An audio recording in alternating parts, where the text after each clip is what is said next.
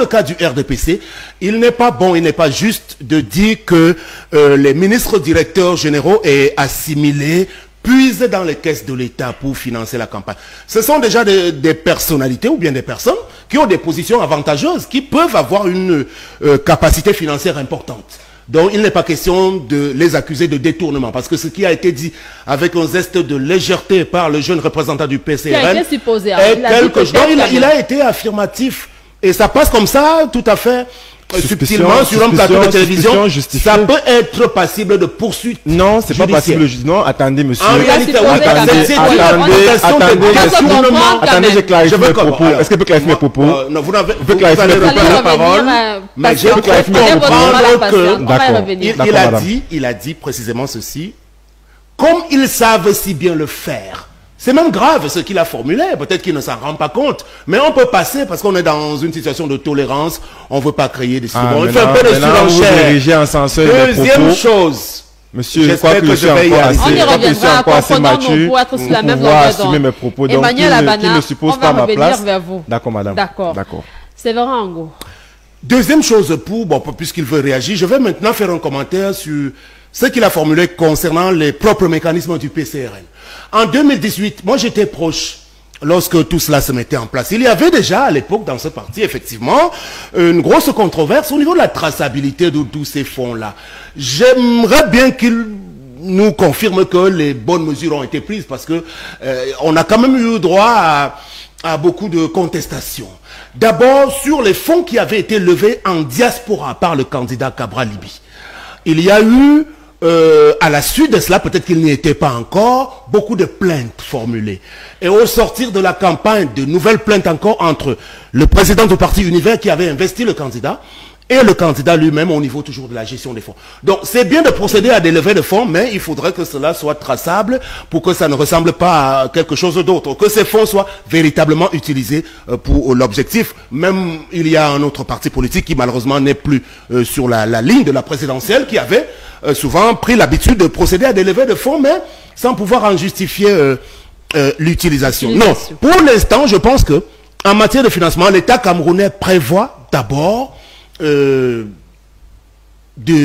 va dire, procéder à des dotations, mais suivant un canevas bien tracé, c'est-à-dire que les partis politiques et les leaders candidats aux différentes élections peuvent bénéficier d'un financement public. Maintenant, les autres formes de financement, par exemple pour le cas du RDPC et du candidat que nous on défend, il y a une forme de solidarité agissante qui est quelque chose dont on peut se vanter aujourd'hui et qui est tout à l'avantage véritablement de ceux qui sont au niveau de l'ingénierie de ce parti politique par rapport à l'avenir de son candidat. D'accord, on reviendra. Vous vouliez renchérir tout à l'heure Emmanuel Abana avant d'avancer par rapport aux propos de Séverin Ango. Non, pas renchérir, juste dire la vérité parce que on a voulu jeter une certaine voile de mensonge sur mes propos. Donc je vais te dire que ce n'est pas Emmanuel Abana, ce n'est pas le PCRN qui taxe les ministres de M. Biya de bandits. Il suffit de lancer un regard. Alors, ça c'est encore plus grave. Oh là là. Est-ce qu'il peut poser un mot? C'est plus grave ce que vous affirmez. Est-ce qu'il peut poser un mot? Bon, allez-y, continuez dans vos affirmations. En train de dire que ce n'est pas moi qui dis que les ministres de M. Biya ou que M. Biya a eu plusieurs ministres bandits. Il suffit juste de regarder du côté de la prison de Kondengui pour voir combien ils sont nombreux là-bas, des ministres de Biya qui ont eu à porter sa candidature à travers des levées de fonds, qui sont en prison, qui ont été épinglés par l'opération Épervier. C'est donc fort de ce constat, ô combien clair, ô combien éloquent, ô combien indiscutable, irréfragable, que je prends donc la peine d'affirmer haut et fort que... D'affirmer bien de supposer. Par rapport à ces levées de fonds. D'affirmer qu'il y a eu des ministres de M. Biya qui ont eu à voler et qui ont eu à soutenir sa candidature. Est-ce que ce n'est pas assez clair? Mais maintenant, pour le cas du candidat Cabral Libye, dont je défends fièrement la parole ici aujourd'hui, tout ce que M. Séverin Ango a dit n'est qu'un tissu de mensonges. Donc je vais regarder ceux qui nous regardent aujourd'hui et leur dire droit dans les yeux, ne croyez pas en ces propos mensongers. Des propos ou des faits? Des faits quand même qui se veulent être têtus. On l'aura vécu. Lesquels faits par exemple? Des remous au sein du PCRN après 2018 quand même par rapport à la gestion des fonds. Madame, vous savez, s'il y a une chose qui est très difficile à combattre, c'est bien la vérité. Déjà en 2018, le PCRN n'existait pas. En 2018, Cabral Libby n'était pas au PCRN. En 2018, Cabral Libby était dans le parti Univers. Donc comment peut-il donc venir ici dire que le PCRN avait détourné les fonds de campagne alors que le PCRN n'était même pas à l'élection présidentielle de 2018? Ça c'est de 1. De 2. Pour ce qui est du cas du candidat Cabral Libby, on est là en train de vouloir nous taxer de choses dont ils sont habitués, eux, au sein du régime. Le candidat Cabral Libby a sorti la liste presque exhaustive de tous ces grands donateurs. Il a expliqué de façon exhaustive comment est-ce que chaque fonds, comment est-ce que chaque franc reçu a été dépensé. Maintenant, je veux qu'il nous dise, quel est ce Camerounais-là qui s'est plaint de ce que son argent qui a été introduit a été mal utilisé. Son argent qui a été donné a été détourné. Il n'a pas cité le nom. C'est la preuve de ce que son propos n'est que mensonge qui ne s'appuie sur aucun fait. Maintenant, j'ai plutôt envie de lui dire que son discours ressemble à un propos de pute qui se moque du trottoir. Vous me passerez l'expression. Parce que M. Biya s'engage là pour abriguer un 8e mandat. Je veux qu'il nous dise quand est-ce que M. Biya est sorti pour faire l'état de l'argent ou bien des différentes donations qu'il avait perçues pour ses campagnes. Il dit une seule fois, je ne veux pas 2 fois, qu'il nous dise une seule fois où M. Biya est sorti et a dit au peuple camerounais, voilà l'argent que nous avons perçu pour la campagne, voilà comment est-ce que ces fonds ont été utilisés. Une seule fois, une seule année. Oui, madame. Je suis. On va venir. C'est pas un ping-pong, mais c'est pour en sortir. Oui, pour vraiment en sortir. Pardonnez-moi. Moi, je suis inquiet pour une date. On vous a écouté religieusement, cher Emmanuel Abana. Nous sommes en direct et la télévision a ses règles. Donc, si vous êtes en mal de notoriété, essayez d'abord de vous arrimer au code. Même votre représentant, même votre parti politique ne serait pas fier de ce que vous êtes. Quel insolent. Non, monsieur, soyez courtois, monsieur Sampson. Essayez d'abord, moi je vous ai on sait que vous avez le monopole de la discourtoisie, mais soyez un peu, pour une fois, poli, s'il vous plaît. Alors, encore des jugements de valeur. Alors, respecte, s'il vous plaît. Monsieur, donc, vous avez... Écoutons-nous, s'il vous plaît. Alors, je voulais dire que les propos formulés par monsieur qui représente le candidat Libby du PCRN sont teintés d'outrance. Il y a beaucoup d'outrance dans ces propos et en réalité, le Conseil national de la communication aura beaucoup de choses à faire. Sur ce qui a été formulé avec beaucoup de responsabilité de ma part, et vous le lui avez rappelé, en 2018, le candidat Cabral Libby, qui était investi par l'Univers effectivement, a fait l'objet de vives contestations de la part de la diaspora de Belgique. Je peux vous citer des noms, mais ce n'était pas ça le nom. Il y a eu des contestations, cher monsieur. J'étais au cœur du système présidentiel de l'élection de 2018, au moins dans 2 états-majors. Vous comprenez? Un seul nom. Donc, un seul nom. S'il vous plaît, Emmanuel Abana. Donc, à ce niveau-là aujourd'hui, notre souhait, et j'étais sorti par là, est que ceux qui procèdent à la levée des fonds tous azimuts puissent faire preuve de maximum d'objectivité et de clarté et de transparence. Et je me réjouis de ce qu'il nous ait rappelé que, au sein de leur formation politique, on a procédé à des désignations de personnes qui vont désormais s'occuper de cela. C'est une bonne chose. On n'est pas là que pour se donner... Je ne sais pas s'il peut faire le poids, s'il veut bagarrer avec moi, vous comprenez? Non, donc, en réalité, aujourd'hui, donc... Non. Oui. Mais beaucoup de politesse de sa part. Parce qu'il a indiqué que les gens sont en prison parce qu'ils ont détourné des fonds hérités, des collectes en vue de la campagne. C'est faux. Ça également, il ne peut pas l'étayer. Donc, essayons véritablement de contrôler ça.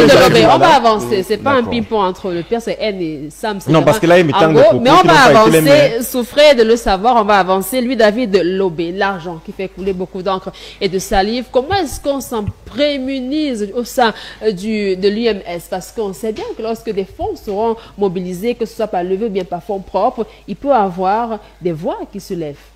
Nous commençons par dire que le PCRN et l'UMS sont logés dans la même enseigne.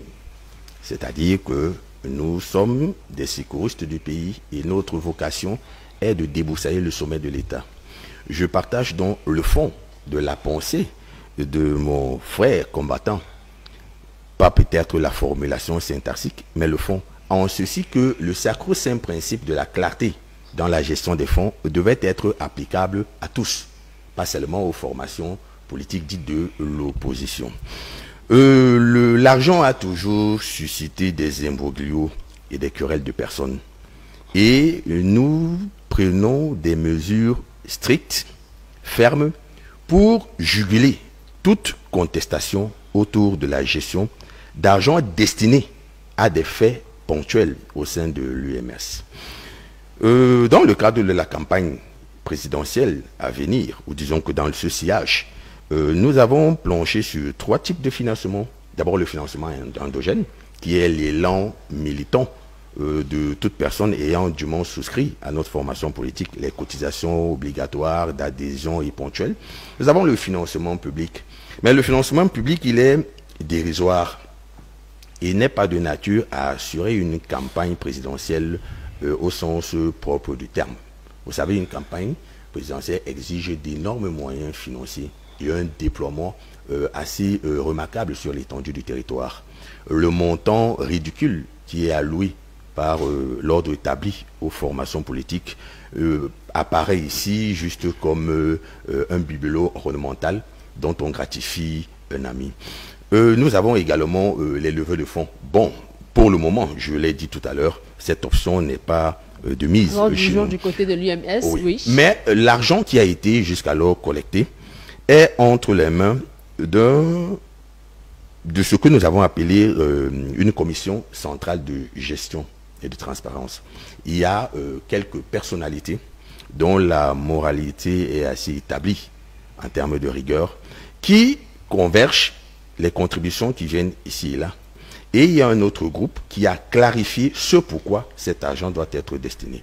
Au bas de l'échelle, il y a ceux qui sont considérés comme la main ouvrière, c'est-à-dire ceux qui vont sur le terrain pour implémenter et concrétiser ce pourquoi l'argent a été collecté. Je puis dire ici avec autorité que la sérénité autour de la gestion des fonds au sein de l'UMS traduit toute la rigueur que le candidat Kouemo porte sur la gestion des affaires publiques en particulier. Jusqu'alors, il n'y a pas de bruit de botte au sein de notre parti. Politique, parce que des montants très colossaux quand même, mobilisés du côté du RDPC. Oui, bon, maintenant, je ne sais pas trop pourquoi il y a cette forme de focalisation sur les montants colossaux, pour vous reprendre, qui sont mobilisés dans les états-majors du RDPC.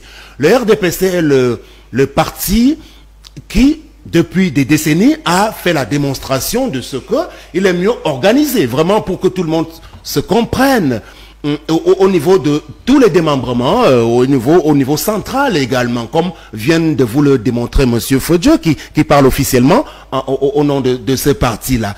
Donc, les autres devraient davantage, c'est à leur niveau qu'il y a davantage cette interpellation. Parce qu'aujourd'hui, les remous et les revendications, c'est plutôt chez eux qu'on a eu droit à cela. Et je voudrais quand même, pour cette autre prise de parole, revenir sur un malentendu, parce que nous faisons œuvre de pédagogie également à la télévision, hein, pour ceux qui nous regardent, qui prennent le temps de nous écouter. Si, dans les rangs du pouvoir, il y a eu, depuis des années aujourd'hui, beaucoup de personnalités de très haut niveau, et c'est une exception même dans le monde, c'est assez rare, qui se sont donc retrouvés justement emprisonnés pour des faits de détournement, c'est à mettre précisément à l'actif de ce pouvoir-là. C'est-à-dire que c'est ce même pouvoir qui met en place des mécanismes de coercition qui font en sorte que si vous franchissez le pas, si vous traversez la ligne, on vous rattrape. C'est à féliciter. En réalité, aujourd'hui. Non, pas toujours à féliciter. On peut dire que vous avez réagi après coup. Après coup, ça c'est monsieur. Vous réagissez après coup. Parce qu'en principe, en amont, pourquoi vous interrompez les prises de parole des uns des autres? Allez-y. Je ne sais pas. Allez-y, je vous en prie, chef. Essayez d'être discipliné, monsieur Lui David Lobé. Oui, allons-y. Bientôt 20 ans de télévision. Vous le savez. Donc, respectez ma statue sur ce plateau. Donc, prenez le temps de m'écouter. Mais il peut arriver qu'un propos soit indigeste. Et il peut arriver qu'un de vos propos soit indigeste. Selon vous, Parce que vous faites de la surenchère.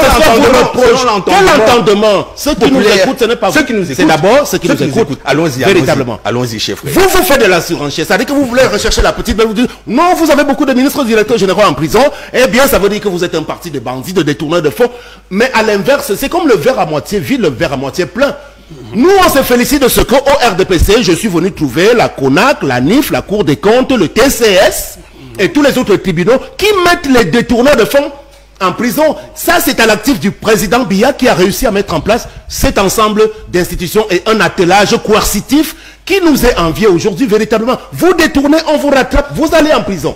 Maintenant, vous n'allez pas me dire, et c'est là où vous-même vous tombez sous le piège de la facilité. Vous avez dit tout à l'heure, de façon quand même assez péremptoire, que dans les rangs de l'UMS, tout est bien dans le meilleur des mondes. Il y a la traçabilité, il y a pas... Mais vous n'êtes que des humains, finalement. Même si on vient à la télé pour faire de la politique, reconnaissons que nous sommes faillibles. Dites-nous plutôt qu'à l'intérieur de l'UMS, nous avons mis en place des mécanismes qui permettront que, s'il y a des écarts dans la gestion, que les uns et les autres soient rattrapés et punis. Ne venez pas nous dire que vous avez que des anges dans votre formation politique. Voilà. Les mécanismes sont tels que nous avons mis sur pied des structures qui sont proactives, qui luttent contre tout acte de prévarication. Très bien. Bon, c'est mon tour de parole. D'accord. Très bien. Bon, déjà, vous savez, on est en campagne. Bon, maintenant, bon, l'UMS, si on va chercher à savoir, bon. Non, surtout pas. Non, attendez, parce que surtout pas. C'est vrai que nous sommes en campagne. C'est vrai que le mensonge, la démagogie, la surenchère sont au rendez-vous. Mais nous avons opté pour la vérité. Et il est question de restituer l'authenticité des faits. Et je suis là pour porter la vérité de ce qui se passe au sein de ma formation politique. Votre formation politique n'a pas des états de service pour parler aussi fort. Donc nous sommes à la télé, mais on vous donne la parole. Notre formation politique, pas à vous elle n'est pas bruyante. Elle n'est pas bruyante. Voilà, elle n'est pas bruyante. C'est ce que vous faites. Elle n'est pas bruyante. Et il y a une nette distinction entre la communication et la gesticulation. C'est important de vous le dire. David Lobé, c'est vrai, oui, pour chuter. Je suis avec vous. Hein. En réalité, c'est lui qui est dans la gesticulation. On est d'accord. Donc, je chute en disant que sur les mécanismes de financement dans cette première thématique, c'est un volet important parce qu'on ne peut pas aller en politique si on n'a pas rassemblé un maximum de ressources. Donc, ceux qui ont un nombre important de militants à mobiliser peuvent aller en direction de ces militants-là, leur demander de poser l'argent sur la table pour le bien du champion. Il y a d'autres formes de levée de fonds qui peuvent être opérées en condition que tout cela rentre dans le cadre qui est défini également par la loi. Parce que je pense qu'il y a des codes qui sont prévus en cette matière-là. Parce qu'on ne peut pas se lever aujourd'hui, on dit, bon, je suis le candidat athée qui c'est à Caxton. On ne sait pas d'où sort ce nom.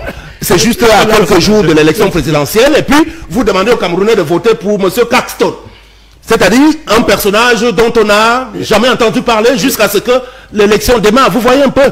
Donc, à la limite, il faut un minimum d'élégance et d'honnêteté à ce niveau-là, que ce soit au niveau des états-majors que parmi ceux qui contrôlent véritablement cette activité-là. On compris là-dessus. Emmanuel Abana, quelles sont donc les mesures mises sur pied par le PCRN pour éviter ou anticiper toute distraction de fonds?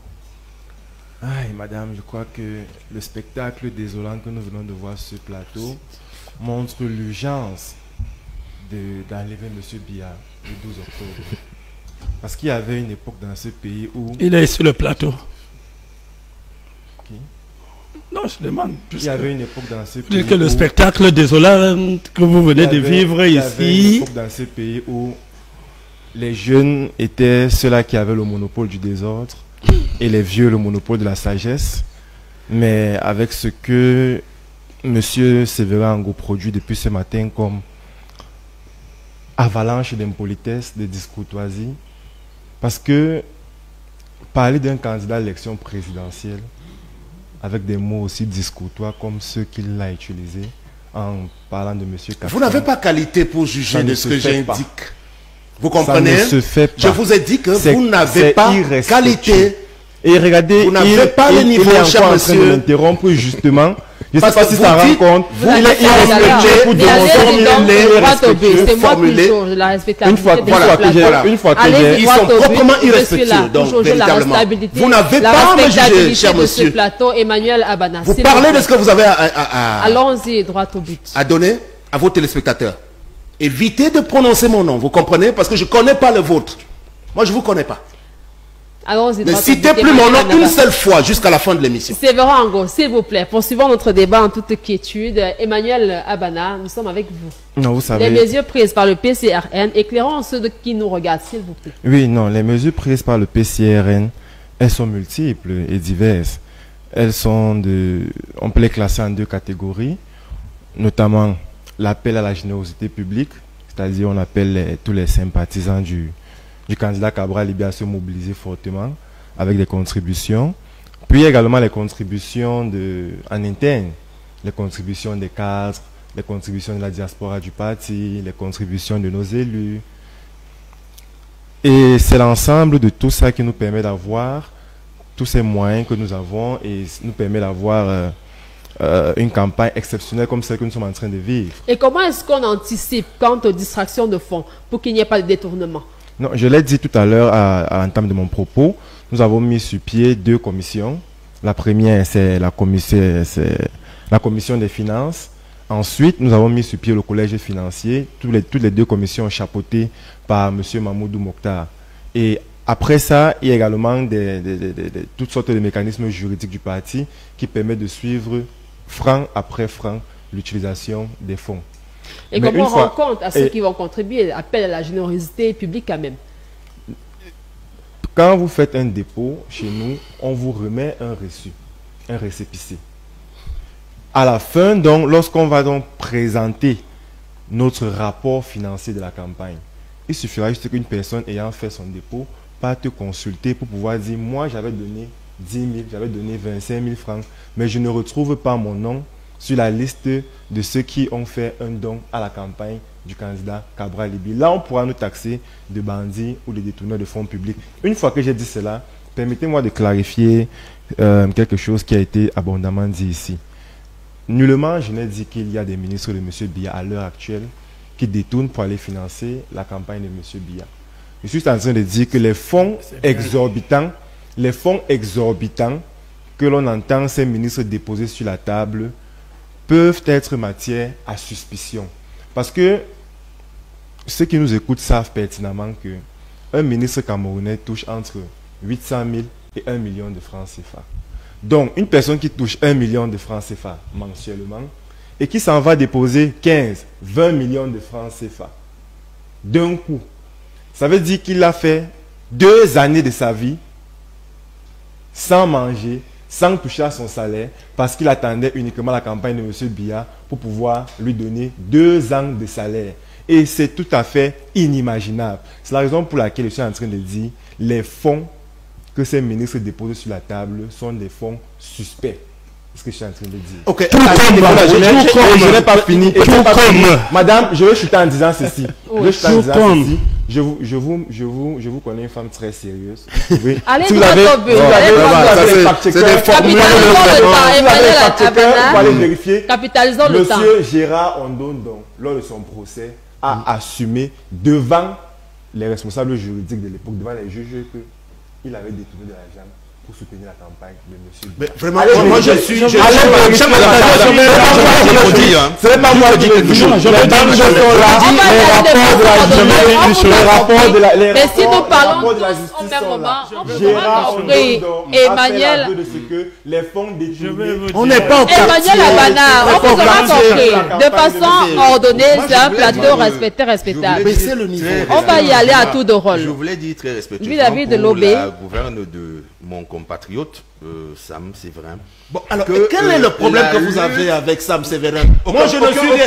Parler de Paul Biya. Moi, je suis déjà suffisamment connu. Évitez de prononcer mon nom. Allez-y, pour parler des choses essentielles. La lutte contre la prédation de la fortune publique doit être appuyée sur 2 leviers. La pédagogie et la coercition. Quand vous serez au la pouvoir, coercition ne se limite pas à embastiller des Camerounais, ou des coupables ou des fautifs. Mais c'est davantage de mettre en amont des mécanismes rigides qui empêchent toute attitude incommode et on avec la gestion. Ça existe quelque part. Notamment des contrôles réguliers, tout au moins, pour évaluer le type de management de cette. Donc, je voulais le dire. Il ne devrait pas se gargariser du fait qu'on ait piqué ici et là quelques responsables et penser que la lutte contre la prévarication...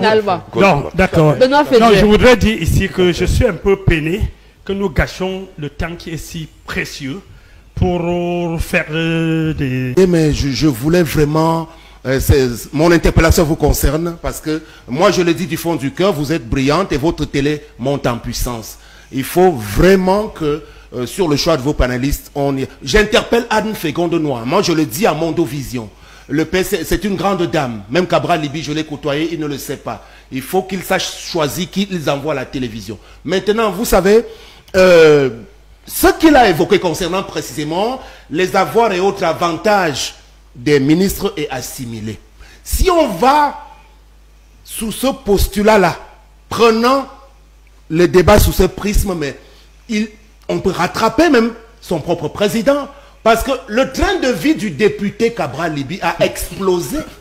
Quand gagne un député, toutes les choses qu'il réussit à réaliser, vous ne pouvez pas faire ce débat. Il se trouve simplement que quand on est dans une position avantageuse dans la République, parce qu'il appartient à l'arc républicain désormais, tous les députés PCRN et autres maires, mais leur train de vie a changé. Par exemple, un exemple qui leur permet de faire des tournées mondiales aujourd'hui, de rouler carrosse, d'habiter de grosses maisons. Ce n'est pas seulement vers le... Donc, évitez de dire des choses dont vous avez une petite maîtrise véritablement. Vous comprenez? Donc, c'est ce que j'avais à dire, qu'il soit minimalement humble pour la suite de ce débat par rapport aux choses qu'il formule. Voilà qui a été dit. Pour sortir de cette première thématique annoncée là, une seule question, la même à chacun d'entre vous. Nous parlons quand même de l'argent. Il faut dire que cela intéresse plus d'un qui nous regarde ce matin. Ces levées de fonds là, comment vont être utilisées ces sommes tant annoncées? Levée de fonds et campagne présidentielle, une obligation ou une option? La réponse, chacun d'entre vous à tour de rôle. Louis-David Lobé. C'est tout à la fois une obligation et une option. Mais c'est le plus important, c'est la conception et la clarification du type de campagne que le parti qui porte un élu élabore. Je vous ai dit, dans notre cas précis, nous ne l'avons pas voulu, la campagne présidentielle, singulièrement tonitruante ou explosive. Nous l'avons voulu diriger vers les masses populaires et laborieuses, afin de porter le message le plus utile qui soit, celui d'exercer le droit civique et citoyen qui consiste à mettre hors d'état de nuire ceux qui se répaissent des ressources de ce pays. Et pour cela, nous avons élaboré de façon millimétrée un budget subséquent qui nous permet de nous déployer sur le terrain sans toutefois avoir besoin d'un supplément de ressources qui viendrait jeter l'opprobre en termes de discrédit sur la transparence de notre méthode ou de notre gestion. Benoît Feuge. Ça pourrait être une option. Comme ça pourrait ne même pas être une obligation. À ce qui nous concerne, nous pensons tout simplement que ce soit une option ou une obligation, il faut tout simplement qu'on s'assure que cela soit encadré par les lois de la République. Que cela ne soit pas fait à n'importe pièce. Parce que nous ai dit ici que le problème que nous avons chez nous, c'est qu'on laisse faire. Et le moment où une autorité vigilante interpelle au respect des règles, ça devient une chasse aux sorciers. Donc, l'appel, la recherche des fonds pour la campagne, elle est nécessaire. Mais où chercher? J'ai dit dans le cas du RDPC, on recherche ces fonds, mais en interne. On prélève ces fonds en interne. Et que ce soit au niveau de la loi, l'association, qu'elle soit politique ou même culturel, qui fait sa levée de fonds entre les membres, ça ne nécessite aucune autorisation. Ça entre dans le fonctionnement normal de l'association politique qui a ses règles, ses mécanismes de contrôle. Et c'est pour cette raison que je vous ai dit, dans le RDPC, c'est à divers niveaux. Et à chaque niveau, il y a tout un amadar qui est mis en place pour collecter, gérer. Parce que la gestion, elle est aussi simple que ça. Quand on est en campagne, et ce ne sont pas, quand on parle de